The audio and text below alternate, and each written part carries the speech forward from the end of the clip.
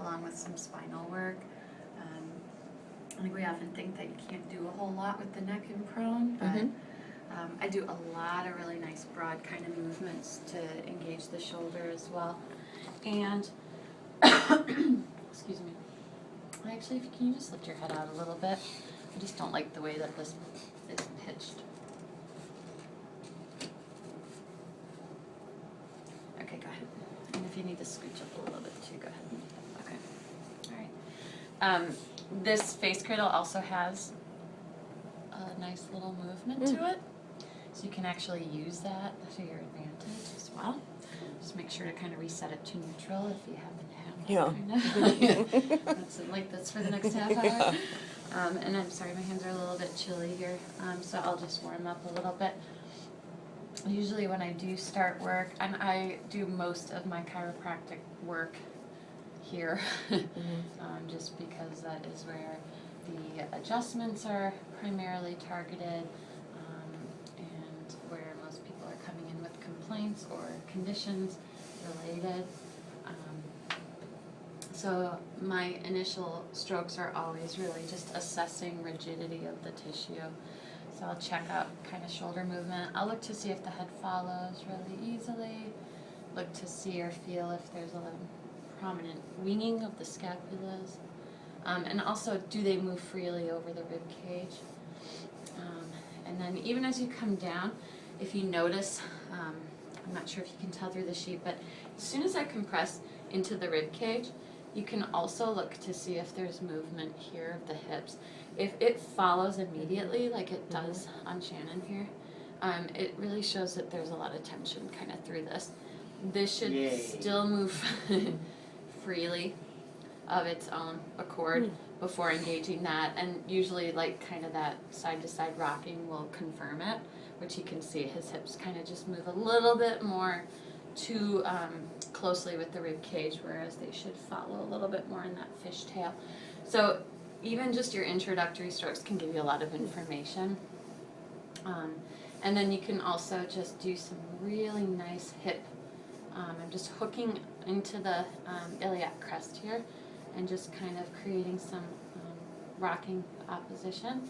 And I usually take a look at the feet as I'm doing that to see, do they both move really evenly and freely? And like for Shannon, the right side moves nice and open, the left side not quite as much. Okay, so that gives me some more information about where, when I go in specifically, I'm going to assume I'm going to find a little bit more muscle tension or restriction. Could be wrong, may not be his complaint site, but usually it's a confirmation of what they've told me ahead of time. We'll start with just some upper body work. Just going to get a little lotion on you, Shannon.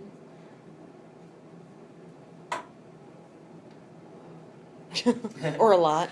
Or a lot.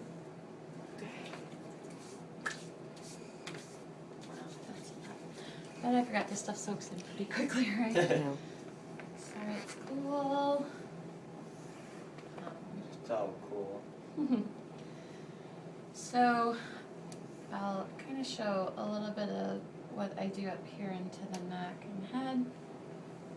Even just as I'm getting lotion on, I tend to engage the vertebrae.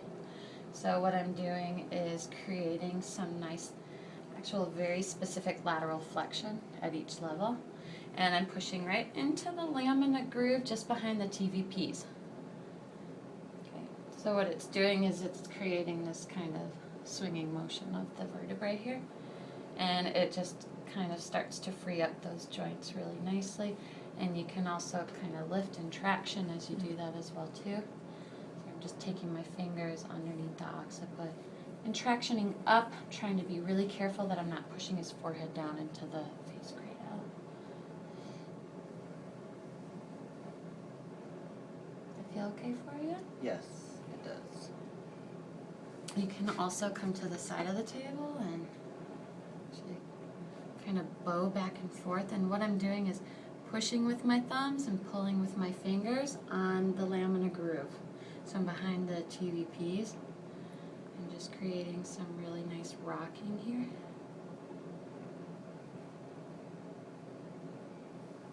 And can intersperse that with some other techniques if you'd like.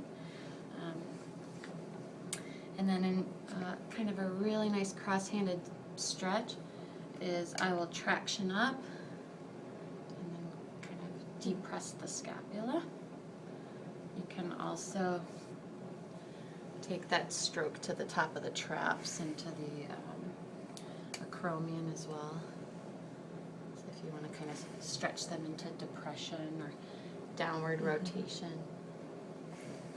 So it's really just kind of pulling up and stretching out, but I'm not trying to create this really strong pull at the skin. So as I'm kind of pulling up, I'm allowing that tissue to glide out of my finger. It usually feels pretty nice. And then, you know, you can kind of, in terms of transitioning, just very easily come back in, move that around again, see if it made a difference, and then replicate it on the other side. And I'm just using a little bit of a different hand here, coming flat, coming out. But again, I can do that to really hook into that side.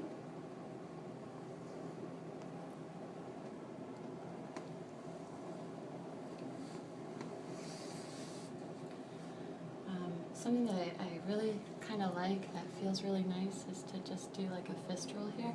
So I'm just, he's got a little bit of a narrower space between his scapula and his spine. But what this does is that I'm basically taking my inner knuckles onto the lamina groove and kind of rolling onto the rib cage. And I'm starting low and getting on top of it. So it starts light, goes in a little bit more firmly. This is really interesting. Yeah? What are you experiencing? I'm not quite sure. Not sure if you like it? No, I'm not quite sure what I'm experiencing. Okay. It feels good, I just don't know what feels good. Sure. It's just, it feels different. You're switching up your effleurage and petrissage. And I'm not putting a ton of strain on my wrist by doing this. You know, you can do the same thing with the forearm. And I'm just focusing, so his erectors are a little bit rigid here, so I just kind of slipped off. So I'm always kind of focusing on getting my elbow in position and staying within that ridge if I feel that happening. Is that okay for you? Yeah.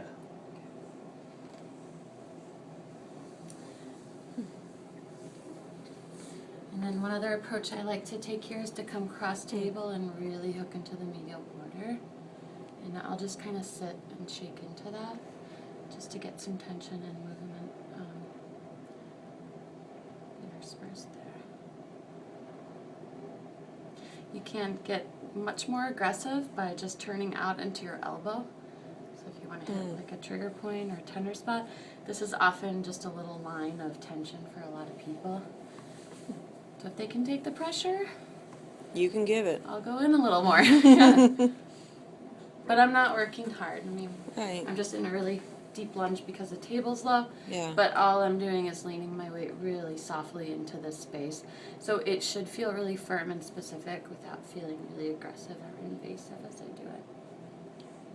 Maybe intense, but in a good way.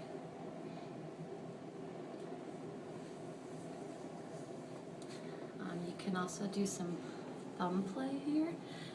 I'll just kind of get a whole grip around the scapula and just do like a pull push. And you can kind of move your thumb pads around just to kind of hook to that medial border. His is nice and pliable too, so you can actually almost get underneath it. Not the case with most people.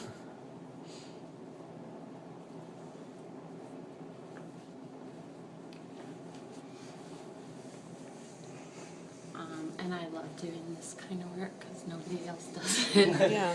And it just gets kind of that whole scapula. Opens up the lateral side, the upper side. Actually just feels really kind of easy to relax into. Good for like frozen shoulder. Oh yeah, for sure. And any kind of restriction between the scapula and the humerus. and any kind of restriction kind of fixed down to the rib cage as well too. You can really bow and do anything you want over this area. The only place you want to be cautious is the tissue can get really stuck down through here, so it can be really pinchy or uncomfortable. So if you're, say, kind of not paying attention to what you're doing and you get a little too aggressive, they'll kick back on you a little bit. So just be present. Another technique I like, I think I've shown some of you guys this, but it's just to scoop into the groove here. Contralateral, or on the opposite side of where I'm standing. So basically finding the SPs with light pressure, sinking down, and then kind of stretching laterally. Really nice to kind of get those multifidi and rotatories mobile, get some blood flow to them. Just want to be careful if like spinalis is really rigid or flippy, or splenius cervicis is. You have to kind of slow it down so that you don't just flip off of it. But what I'm actually trying to do then is just bow the muscle past my fingers a little bit more. This is also great for just kind of where there's areas of pockets of just rigidity or tension. If a client tells me they have sharp pain kind of right here in their spine, then this is where I'm going to go in and just try to open that up a little bit more. So you don't have to do that through the whole length of the spine, but just as a targeted thing. Kind of working into that. I know you guys do a lot of kind of this nice stuff too, which is really good. I'll even get very specific with my thumb pads because you can feel where the vertebrae come out of alignment. And you can see on Shannon, it's just kind of a little bit Oh, am I not straight? not straight. But we're here to take care of that for you, Shannon. But, you know, then you can really feel where those little spots are, and again, just get nice and specific. Now, you know, I've learned to work really efficiently because I have 21 minutes to work on someone, and there could be 3 different things going on. So that's why from the start I'm assessing and looking at movement and then kind of tuning into those areas where there's a little bit of rigidity or restriction. And you don't really have time to warm everything up, do you? You just kind of have to go right in. I mean, my warming up is finding that resistance to the tissue right away and working at that level so that I can get the stuff moving. Now, I'm not going to ignore the fact that if superficially they're really rigid, tight, the tissue's really stuck down, then I have to stop and step back and really try to change that level and explain why. Anytime I do skin rolling, and I do a lot of skin rolling, a lot of torquing, but I'm very slow and I'm cautious to try to make it feel like a nice flowing technique. But I'll say, you gotta let me know if any of this gets too pinchy, because that can happen if these layers get stuck down. So I'm trying to educate them as well too.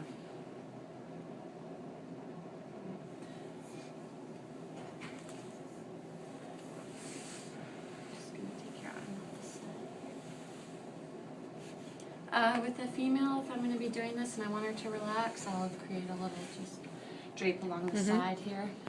If it's someone I haven't worked with before, if it is, I'm a little less guarded because they are a little less guarded. So, pin and stretch here, there is just so many different angles and ways that you can work. So I'm just going to kind of do this path and then we'll go back and just tell you kind of my thought process behind it.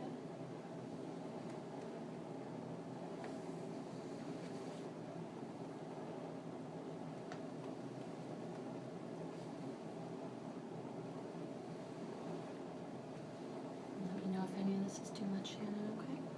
Got it.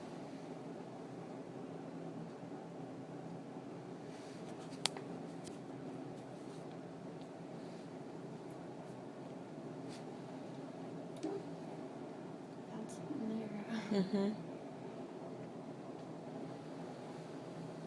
So just went to a full palm versus a thumb pad when I get that flippiness.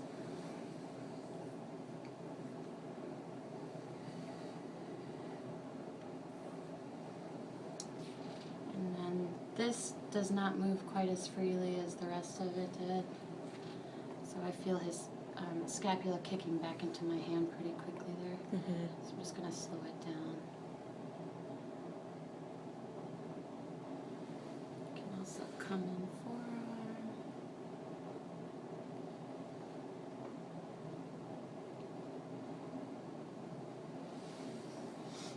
You can also work with rotation here.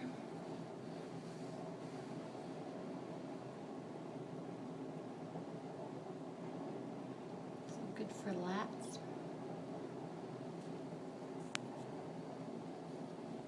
Teres major.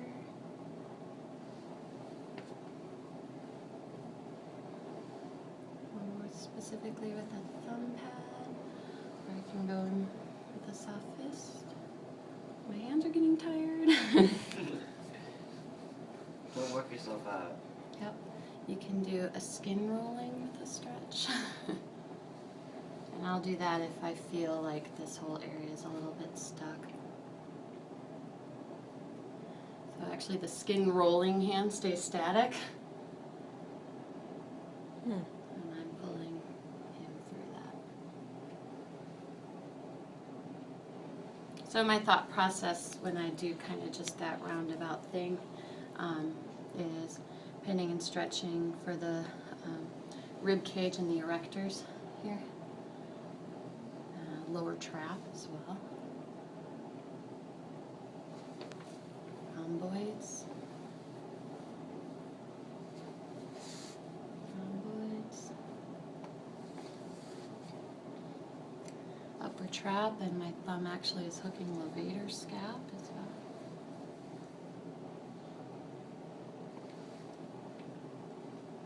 You can get your thumb into supraspinatus as well. So you get extremely specific. And then I came back here into infraspinatus and then cut some rigid fibers, which is pretty common here. So maybe go to a broader flat hand so it doesn't snap too much. And then I was doing some rotations to get the lats and teres here. I can also come down low and just get some delt movement going. So it's just kind of like a ringing technique. I'm really getting a firm grasp of this and just rotating him. I feel a little bit of pain when you right there. In the front of your shoulder? Back. Back here? Yeah. When you rotate it. Yeah. Kind of when I get to that spot? Yeah, when you have your hand down. Like that, yeah. Okay. So it doesn't surprise me because of what I'm finding with the restriction through here. Maybe posterior delt, but infraspinatus tendon attaches right on the back of the greater tubercle here. Teres minor, and kind of that whole posterior capsule often is very sensitive. And then he also, it was with external rotation, so I might be putting a little bit of torque on the joint capsule there and creating a little pull at those structures.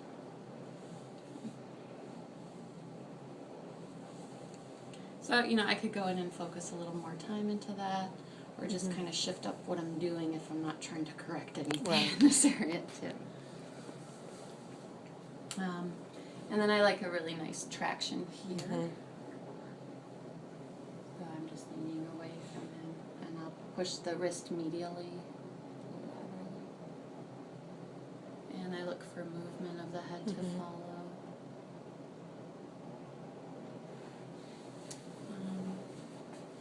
You guys probably, I think you guys, a lot of you, I see you doing things like this, which is good if they're not winged. Something you can also do is do a nice stretch here up into the occiput.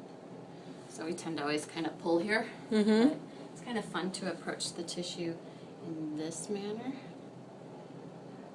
And I would just include that with a thumb stretch, pulling the traps. just sit right into the suboccipitals. So I'm basically coming right underneath the suboccipital space here, and just an upward pressure toward his forehead.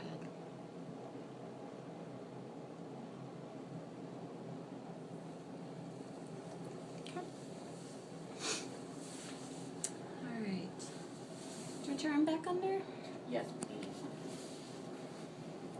So, I'm going to drape you actually to here.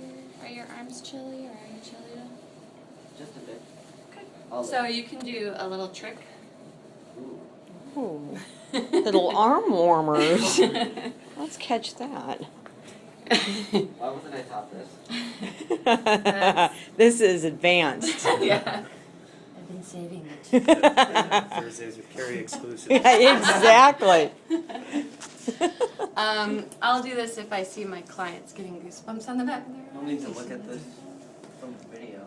It's called origami. So, floating. That was definitely a massage ninja move. Yeah. I think I've shown you guys a lot of kind of these mobilizations, but I've talked to you specifically that I actually do a lot of work where I'm pushing the sacrum superiorly. And it's just kind of sinking in and lifting. And I'm really looking, because I find mostly people with low back pain have really adhered down thoracolumbar aponeurosis. So getting this kind of lift can sometimes engage that tissue and get some movement going. I also like to take the base of my palm and hook it into the PSIS on the opposite side. Just get a nice lateral push. You can see the whole hip kind of follows with him. His rib cage also follows a little bit. So you can kind of pin it back when you see that happening. And I'm not pulling really hard, but I do have a nice firm grasp on the rib cage here. Sometimes just sitting into that instead of constantly pushing and moving feels really nice. You can also hook into the ischial tuberosity or onto the hamstrings as well. And this is a really nice kind of get a bunch of addressed, you know, kind of all at once. Twofer. Yeah. Twofers. Twofers. Yeah. Twofer alert. I need to go to you and say, twofer. Not me. I also just like getting the sacrum moving in directions that's not necessarily used to being moved, because I don't want to do what every other massage therapist does, which is awesome for people who are hyperlordotic, whose sacrum is pitched posteriorly. Yeah, then you want to do that. But in a lot of cases, people's sacrums are actually flattened down or even tucked forward this way, or they have a reduced lumbar curve here. So doing that just kind of encourages that, or continues to encourage them to stay tucked. So getting this kind of open and moving, and even saying your sacrum should kind of be pitched forward this way. So we're going to talk about ways for you to be aware of that when you're standing at the end of the session.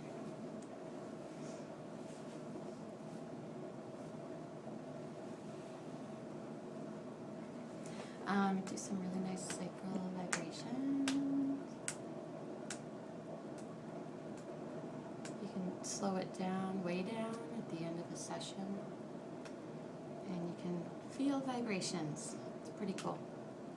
It'll just reverberate out.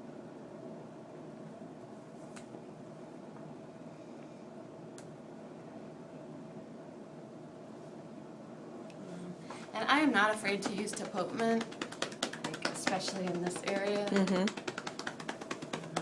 or one-sided, just to kind of get some blood flow going. Or if they're really sensitive, I'll use this just to kind of decrease some of the sensitivity before I sink in.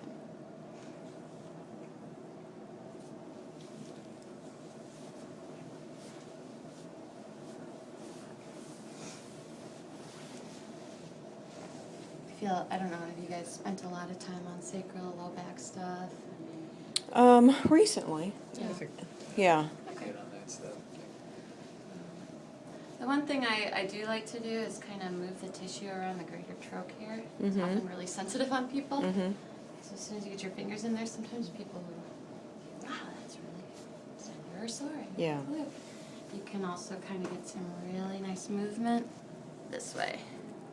So it's that same kind of rolling technique, but I'm coming really low in between the greater trochanter and the iliac crest, sinking in, and then kind of coming up. Pushing with your body on your elbow. I am, yeah, this is like my power tool when I have clients that either have a lot of restriction or want the deeper pressure or can take it. This is the area where I'll really use that. And you can kind of roll it back to the sacrum, follow down to piriformis, QF. You can continue kind of rolling to the hamstrings if you want. And sometimes what I'll do here is really try to lift the ilium up. So I'm actually pushing almost into his TFL Okay. to lift his sacrum this way.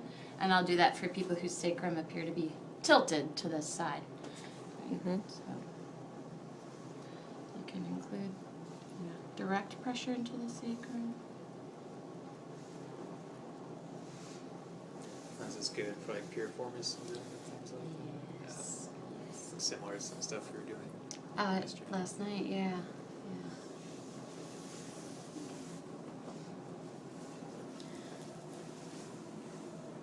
Most of my mobilizations I do before I undrape, and I'll only get the leg completely undraped if I'm doing really specific work here. Otherwise, you can give a little tuck to the opposite side, pull up here, and then you don't need to worry about lifting the whole leg. But that would be with someone that you've worked with a lot before, or has said, do whatever you need to do. Yeah. So you guys know, just really nice tractions. I always look at the whole line all the way up to the head as I do this, just to see if, where pulling is. And then if I'm not sure, you can easily just uncover the foot. And do the same thing on the other side, and then even just do kind of like a little rocking here. So from this end, his right side actually moves pretty nicely, whereas when I was pushing on his ilium, it was a little more restricted. So maybe some of that sacral work helped kind of open that up.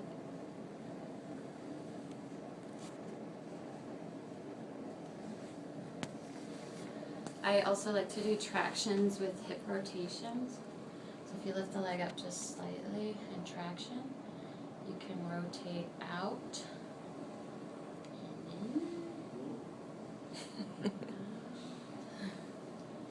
And so I'm kind of creating like a figure 8 here. Come across a little bit to get to the lateral hip.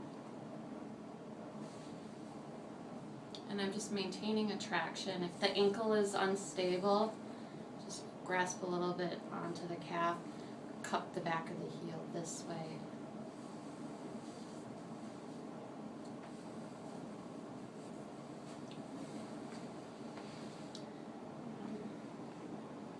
Do a little mobilization at the knee as well. Internal and external rotation, a little compression down. Just to see if there's any movement, restriction there. You can also see his sacrum actually wants to follow that little movement there. Interesting. And then you guys are pretty well versed in this spin and stretch, yes? But I also pay just attention to the range of motion. So I'm not going to do a ton of this, even if they have posterior hip pain, with their range of motion being this broad. Okay. What I usually automatically do is check the internal rotation, because almost always in the hip, if there's a lot of, the external rotation. If there's a lot of movement in the internal rotation, the external rotation will be limited. Vice versa. And and vice versa, yes. And yeah, typically if they're really stopping right kind of at this point versus going to like a full 45.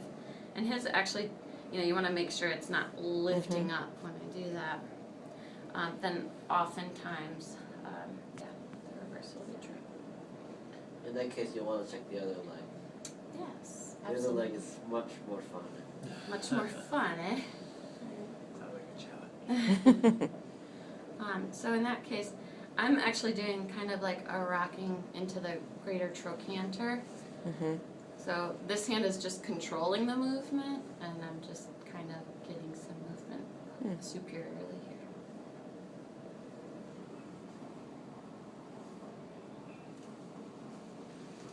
You can also do circumductions.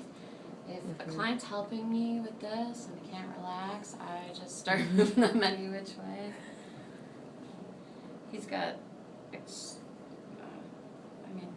Yeah. broad range of motion there. He can scratch his head with his foot. Yeah. So he probably doesn't need this kind of stretch, but you can also cup under here and pin for the hip flexors. And I'll just do circular movements. With the range that crazy, his leg's gonna fall all over the Right. place. I'm just not helping you. No, I know, that's great, but typically people's legs will stay in your arm here. Yeah. But I'm just pinning and just doing some nice circular movements.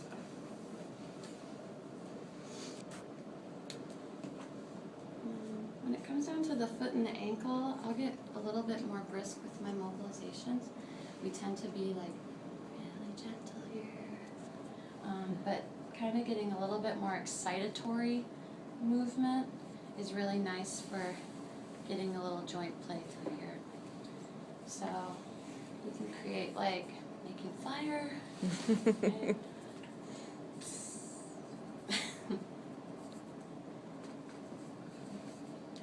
Create really nice ankle mobilizations and even really specifically around the malleolus. I'm just kind of hooking here. This tissue tends to be really stuck down. So here I'm doing a pin, a shorten over the anterior ankle, a pin by kind of like a pincer grasp, and then a stretch as I'm kind of just lifting off. Okay. A lot of tendinous structures, a lot of ligamentous structures around this site, and then also basically an aponeurosis or a retinaculum, the way we have it over the wrist to kind of hold these tendons in place. So this is an area that can actually get very stuck down and can be really point sensitive. So you can also kind of pin and stretch through the tendons.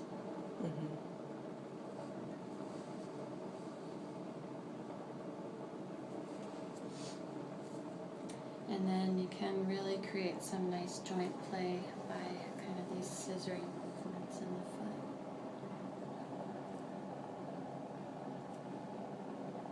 Or a much broader kind of rolling.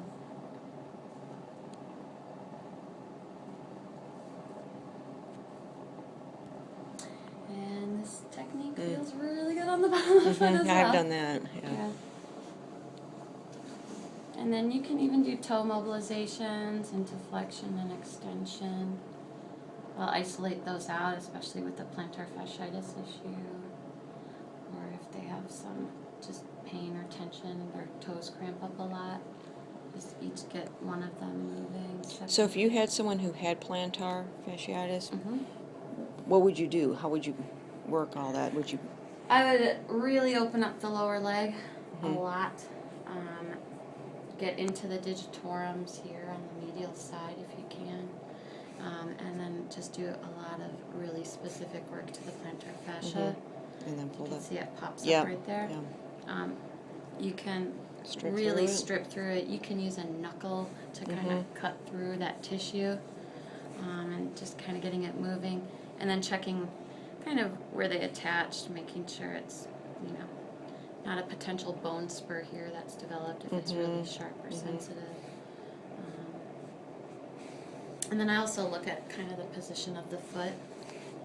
So in neutral, is the foot kind of rolling inward a lot. Some people it's like crazy obvious.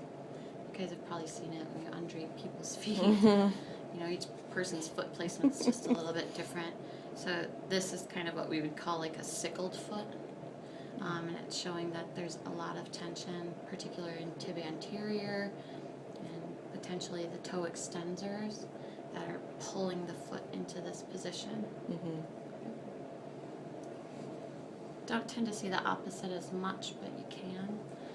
But often this is a common foot dysfunction or disproportion in the muscles.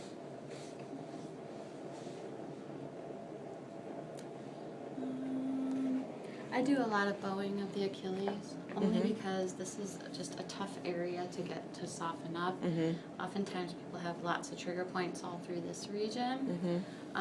So doing just a straight C bow or an S stroke and holding that for 30 seconds stable, not doing this. Okay. You have to hold that into a stretch. We'll get the GTOs to soften up this tissue, and it does work. So you can do pin and stretch as well, and you can, if your hand is wide enough to fit around their calf, you can kind of squeeze and stretch. Okay. If it's not, grab one head or the lateral side. Switch to the other. You can also cup around the anterior tibia with the thumb. My fingers on the outside. So Okay. that's what's happening on the lateral side. Okay. Thumb on this side. And just do a little bit of like frictioning.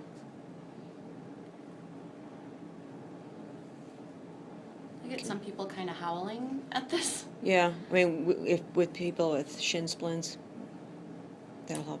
This will help, absolutely. Shin splints occur primarily on this medial posterior aspect of the tibia here. Most people feel them on the anterior tibia here too, but it's reported that this is more common. Do you feel a bulge? I've never actually had shin splints, believe it or not. Do you feel a bulge or a tightness in that area?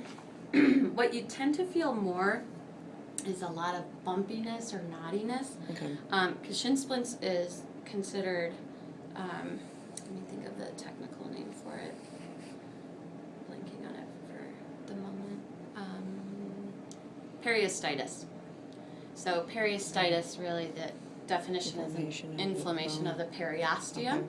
And both of these muscles create that because of their broad origin. So their origin runs the whole length of that bone. So it just creates this pulling and wearing and tearing at the periosteum, and what happens is that tissue starts to fibrose and thicken, Okay. develops like micro tearing, which kind of can lead to some scar tissue development and restriction.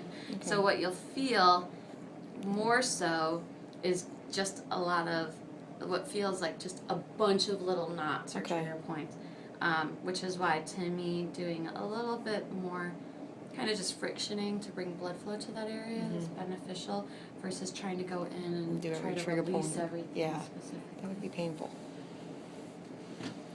Do you feel those like on the periosteum Yeah. bone or more on like the? You can feel a couple on him right now, What? like right there. Yeah, shin splints. So what I'm doing is my pressure pushes gastroc out of the way, Right. and then my thumb pressure goes onto the back of the tibia here. So Morgan, if you want to feel, you can use your finger pads too, but right about kind of that whole little line there, you'll. This is from that one day, Shannon, you ran in bad shoes. Right. You remember that day? Yeah. No, I hurt my other foot with that. Also, very easy if you want to kind of get a sense to palpate along the lateral tibia here, right kind of on this ridge pushing in this way. I mean, it's just like bump after bump after bump. Is that tender? Do I have more shin splints or something? I don't know. I'm not a doctor. I can't diagnose such things. Well, it doesn't feel tender. Okay. It felt a little bit tender on the other side. Did it? Yeah. Medial side, but lateral's good. Yeah, not too bad. So that's just kind of an approach I take, especially again with shorter time to get some nice change going in there. And